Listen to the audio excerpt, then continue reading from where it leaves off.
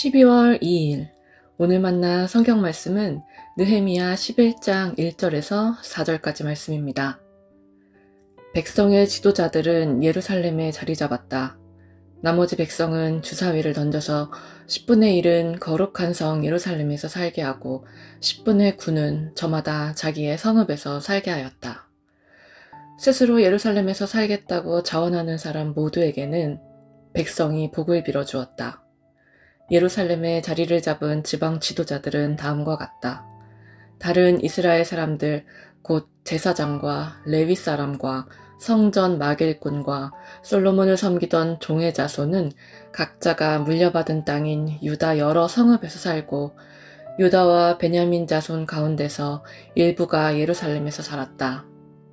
유다 자손으로는 아다야가 있다. 그의 아버지는 우시야요, 그 윗대는 스가랴요, 그 윗대는 아마랴요, 그 윗대는 스바랴요, 그 윗대는 마할랄렐이요, 그 윗대는 베레스이다. 아멘. 오늘 만나로 만나주시는 하나님을 기대합니다. 몇 년 전 이사를 준비하며 새 집을 보러 간 적이 있었습니다. 그 집은 공사를 마친 뒤 꽤 오랜 시간 비어있던 집이었습니다. 설렘을 안고 문을 열었지만 집안을 둘러보는 순간 생각지 못한 걱정이 밀려왔습니다. 집은 외형상 깨끗했고 구조도 좋았지만 사람이 머물지 않은 채 방치되다 보니 공기가 순환되지 않아 습기가 있었고 손길이 닿지 않는 곳곳에는 먼지가 쌓이고 있었습니다. 그날 중요한 사실을 깨달았습니다. 아무리 잘 지어진 집이라도 사람이 들어가 숨쉬고 살지 않으면 집은 금세 생기를 잃는다는 것입니다. 집을 집답게 만드는 것은 결국 사람이 들어와 숨쉬고 대화하고 생활하는 그 살아있음이라는 것을 몸소 경험하게 되었습니다. 앞선 느헤미야 7장의 말씀에서도 성벽이 아무리 든든하게 세워져도 그 안에 살아갈 백성이 없다면 하나님의 도성은 완성된 것이 아님을 나눴습니다. 그래서 하나님은 느헤미야의 마음을 감동시키셔서 처음 귀한 자들의 명부를 확인하게 하셨습니다. 무너진 예루살렘을 다시 세우는 진짜 시작은 사람을 다시 불러 모으는 것이었기 때문입니다. 하나님은 이름을 다시 부르시고 사람을 세우시고 공동체를 회복시키는 방식으로 도성을 다시 일으키기 시작하셨습니다. 오늘 함께 나눌 느헤미야 11장은 예루살렘을 다시 채우는 장면으로 시작합니다. 백성들이 한자리에 모였습니다.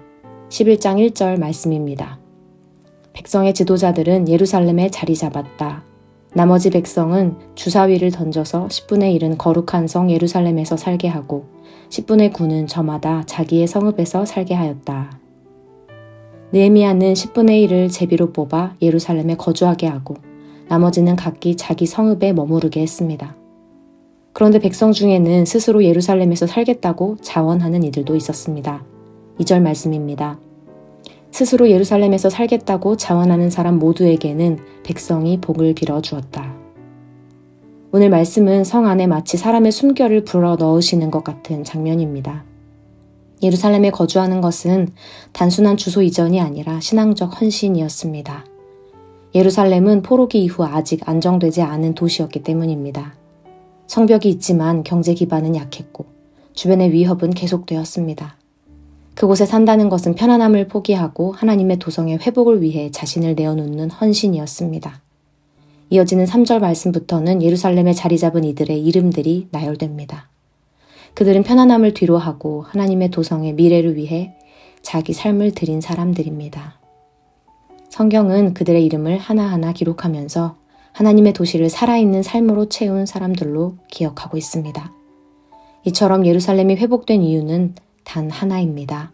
누군가 그곳에 들어가 살았기 때문입니다. 누군가 그 공간을 삶으로 채워 넣었기 때문입니다.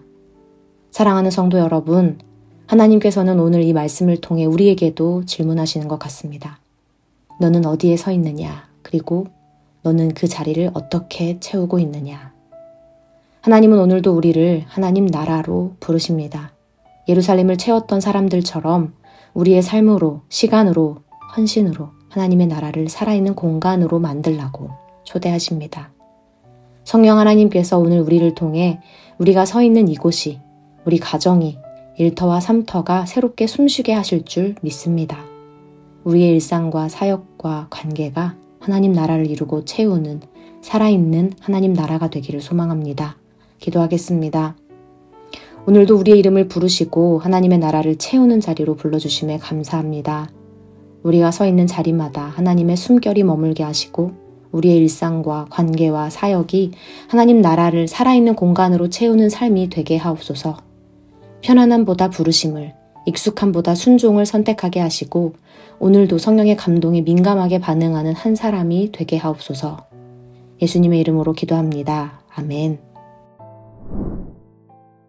이제 2가지 기도 제목으로 함께 기도하겠습니다. 첫째로 말씀을 기억하며 기도하기 원합니다.